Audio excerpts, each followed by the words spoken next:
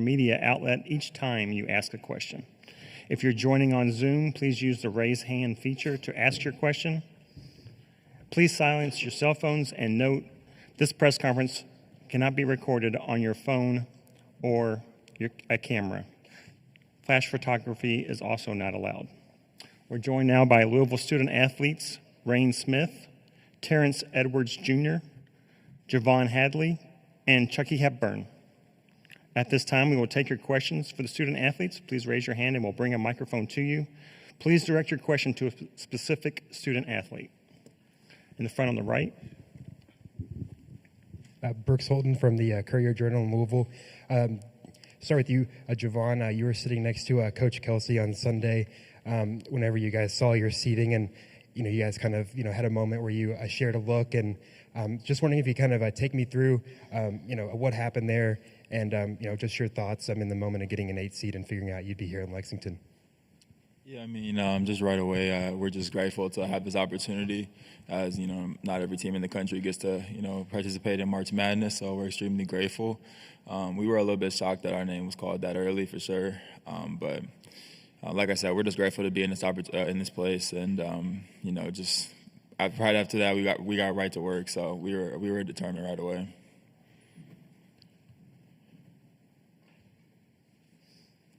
Second row on the left here. Reyne, for you, I guess just an update on how that right ankle is feeling and how excited you are to begin this new NCAA tournament journey with your new teammates here at Louisville as well. Yeah, it's feeling really good. Had a great past week of treatment and kind of doing everything I can to get back, so it's in a really good spot now, and looking forward to getting on the court with my teammates and kind of competing in this tournament. It's an exciting time of the year, so just really excited to get out there. Back row. Yeah, hi, Rick Bozich from WDRB in Louisville. I know on Sunday there was a lot of discussion and talk about how you guys should have been seated higher. But once the game actually begins, is it become irrelevant and not at all a factor in the game? Let's start with Chucky. Nah, it doesn't matter. At the end of the day, it's still basketball. And we like to look at it like we're in Lexington, an hour away from Louisville, so we'll have more fans and, be able to play in front of more of our fans. Yeah, it's kind of irrelevant once the committee select the team that you play. We have a veteran team. Someone's been here before, so we're just grateful to be able to get a bid to be able to get in the tournament. It just like Javon said, we're just grateful to be here and play in Lexington, and our family able to drive down to the game. So, yeah, everything works out. Let's go to the fourth row on the left there.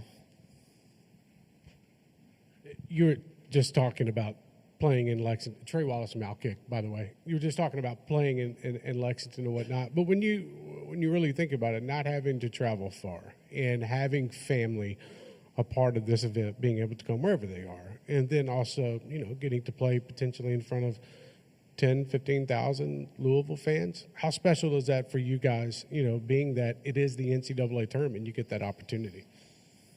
Can we start with Reyne at the end?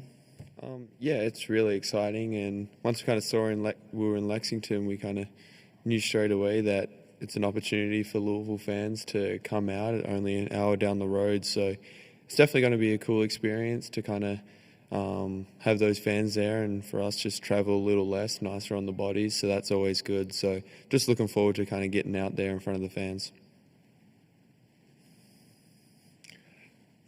So let's do front row on the left first, please. Gary Graves, Associated Press. Reyne, I guess watching this team as you recover, what kind of personality have you seen them develop, that you feel like it has really helped them down the stretch, and where do you feel like now that, you're getting healthy, where you can contribute and kind of, take it to another level or maybe even in a different direction? First, it's just the toughness within the group. It's no matter how things are going, the connectivity of the team is really special. And I was kind of able to observe that over the last few games of sitting out and kind of just seeing just small different things of kind of how to react to stuff and kind of seeing how reactions kind of carry over. And for me, it was just kind of learning just kind of those small things and how I can help the team when I come back, and kind of having a new look after the days and games that I was out is kind of just giving it like a little different approach now coming into the next game. In the front on the right. This could be for Javon, Terrence, or Chucky. Could you speak to just, on what it was like to play the past week in Charlotte without Reyne in the lineup, and just, how that maybe, changes, the things you're doing on offense, and just what it's been like, to get him back in the rotation now this week heading into the tournament? I could say that, it's always better when Reyne is on the floor, because he spaces the floor, and he kind of knows the system like the back of his hand, because he's been with the coaches, and he helps us a lot with the offense, and just send cuts up, send things up, and he just make your job much easier. He help out a lot of guys that come in the game, because he know all the spots. He's just a great leader on the court, and we're just lucky that we was able to get over the hump a couple times without him on the court. But the court's so much spaced out when he's on the floor. It's just so easy to get downhill and find him in transition. He just do all the right things, and it just make like our jobs a little bit more easier. In the back on the right. Yeah, Chucky, Coach McDermott mentioned he's known you since the 8th grade, being from Omaha. And then Stephen Ashworth said that you guys played pickup some, I guess, during the summer, last summer. First of all, was Creighton ever a consideration for you? And secondly, what do you consider the challenges going against Ashworth tomorrow? Yeah, he's a great guard. He never stops running. That's one thing about him. Even in the open gym when we play, he's just constantly moving. So, that's where we're going to have to keep our focus at, because, if we lose focus on him, he can get away from us in an instant, and, he knocks threes down from NBA range and beyond that. So we just got to know where he's at all times and, be able to stop him in transition.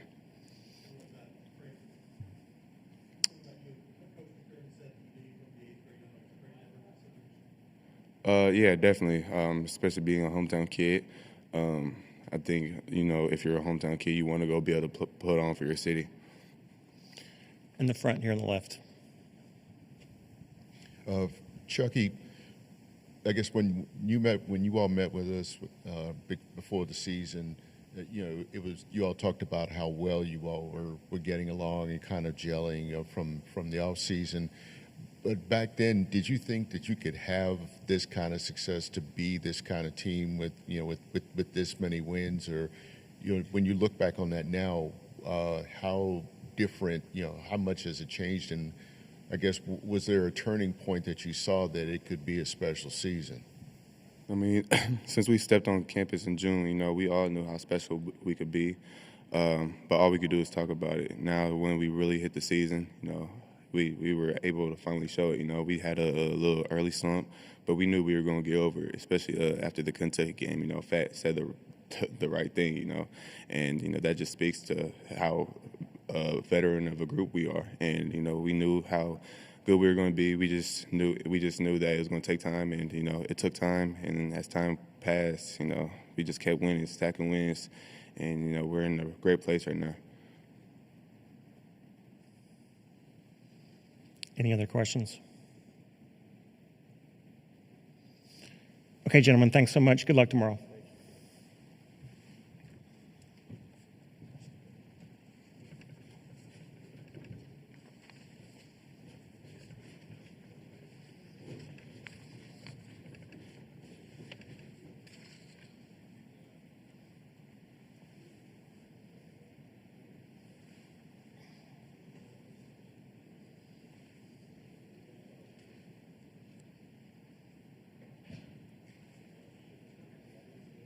Hey, just be careful when someone asks a question, just to hang out by them in case they have like a follow-up and they don't realize that they don't have the microphone in front of them.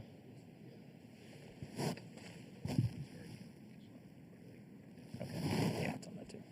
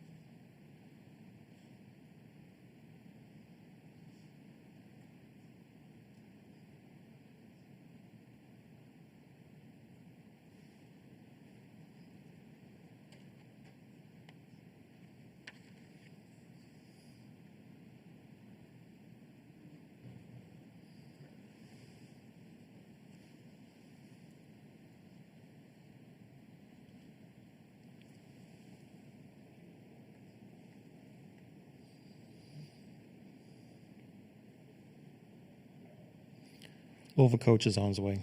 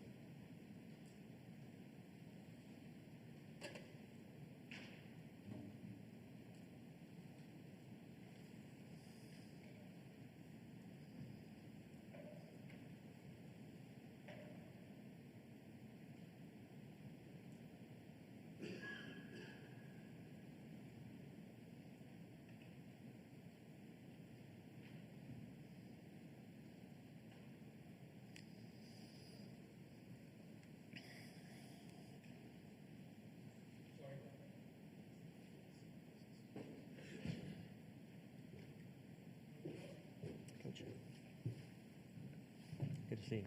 Right here. Right here, please.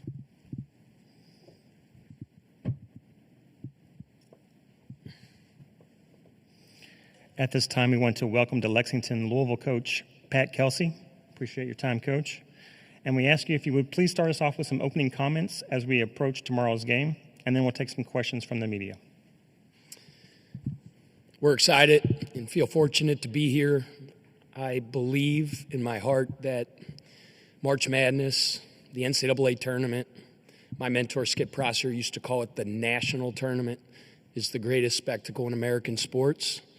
It captivates the minds and hearts of people that love sports around this country during this time, and it never gets old. I've been here, been very, very fortunate to be in this tournament a bunch, both as an assistant coach, as a player, and as a head coach. And to be here once again is special because it always is. So we're excited to be in our home state. I think our fans are going to come out in droves, hopefully, and our guys are excited to compete against a world-class coach and a high-level program and a very, very, very dangerous team. To media, please wait until you receive the microphone to ask your question. Please identify yourself and your media outlet each time you ask a question. First row on the right. Hey, Pat. Brooks Holden with the Courier-Journal in Louisville. You've spoken all season about just how, a laser focused you guys are in a preparation of the players specifically. I'm just wondering, how have you maybe seen that, taken to another level here? I'm entering the postseason, and then also, considering the players, may have you have a chip on their shoulder after getting the 8th seed. Yeah, I mean, Brooks, you've been in every single press conference that I've had all year long, and that laser-focused approach and attention to detail that our guys have never wavers and never changes. I tell our guys all the time, if you have that high standard and you pursue excellence in preparation, because you asked the question and mentioned specifically preparation, you don't have to rise to the occasion when the moment's big. You just trust your training, and their training has been elite. That's the way that we look at it. So, whether we were playing a non-Division I in November or we're playing a phenomenal team in Creighton, our guys always have that same approach. So I haven't seen, anything but what our standard is the last several days. In terms of your other question, we haven't even, Blink and I don't talk about it. It's a non-issue at that point. We are here and we are playing Creighton, and we have to be at our absolute best to beat Creighton. You don't need any added motivation when you have an opportunity to represent your school and your city in the national tournament. Our guys are competitors, as you know. You've seen them compete all year long. So whether, the committee decided to make us a 16 seed, an 8 seed, a 4 seed, or 5 seed, we're here. And all of our attention is on, trying to beat a world-class coach and a world-class team. Here in the front on the left. Coach Gary Graves, AP. I'm back for 1 week. I guess when you talk about the laser focus of this team, I guess in having 2 10-game winning streaks, obviously it shows how well you can bounce back from losses. How much has that surprised you with this team? And I guess with losing in the ACC championship game, what do you feel like your team learns from losses that can help you rebound? Whether you win or lose a game, I'm a big believer that you can always learn something. We always say never accept in victory what you wouldn't accept in defeat. So our game review, in the midst of, you mentioned, several, double-digit win streaks, never changed. The standard never changed that next day when we reviewed the tape. Like I tell our staff, and my approach is act like we lost. Nitpick this tape and make adjustments and correct things with the mentality that we just lost the game, So I don't think it really changes. I mean, obviously there was probably a little bit more to clean up after the Duke loss, but it was the same approach. And our guys are unbelievable in just the daily process of practice, weight training, individual skill workouts, film sessions. The next thing is what we always focus on and try to be the best at that. Front row on the right, please. Cameron Drummond with the Lexington Herald Leader. Pat, I know you've touched on this a little bit before, but getting the draw in Lexington, it's 80 miles east. This place is going to be packed with Louisville fans tomorrow. How much is that kind of home court advantage something that you guys intend to and need to harness in a game against Creighton? Yeah, I mean, Creighton has a phenomenal fan base now. Like that atmosphere, and I've never coached there, but the reputation that their fan base has is well known and well documented. So, those people are going to travel. I don't think you can make the assumption that it's just going to be overcome with red. Like, I guarantee you there's going to be a bunch of Creighton in there too. But, being right down the road and making it easy for our fans to travel here is a positive. And, I know how I talked about Creighton's fan base, and they have a phenomenal reputation. But being here at the University of Louisville for the last almost going on 1 full calendar year, it was apparent to me very, very early on, and I already knew it. I grew up right up the road in Cincinnati. I was a Xavier fan, and I played at Xavier, but you knew one of the greatest brands in all of collegiate basketball was right down the road growing up. And I grew up in the 80s, and that was the heyday of all heydays with multiple national championships. And I remember, going to a game one time. Xavier played Louisville at the Cincinnati Coliseum. I forget what it was in, but I just remember, seeing that and being in awe, really, of that name across the chest when they came out and the big CARDS chant. And now I hear that in my sleep because I hear it all the time. It's pretty cool. So we have a passionate fan base. They have a passionate fan base. It's the greatest time of the year. It's going to be a great college basketball atmosphere and a big-time game. Third row on the left. John Hill, the Lexington Herald Leader. Coach, how have you seen Ali Khalifa approach his rehab and the red shirt this year, and what role does he have for you guys now that? Yeah, Ali Khalifa is an extension of the coaching staff. He is one of the brightest basketball minds that I've ever coached. He has such a wonderful heart and gives of himself every day to help the players that aren't redshirting. He's taken great pride in taking James Scott under his wing. James has been a terrific player for us this year, and one of the best rim threats, lob threats in the country. But he and James, GBT all the time. We call it GBT, Great Basketball Talk. And they're constantly talking about nuances of the game, schematics, not only just post play, but passing. It's fun to watch.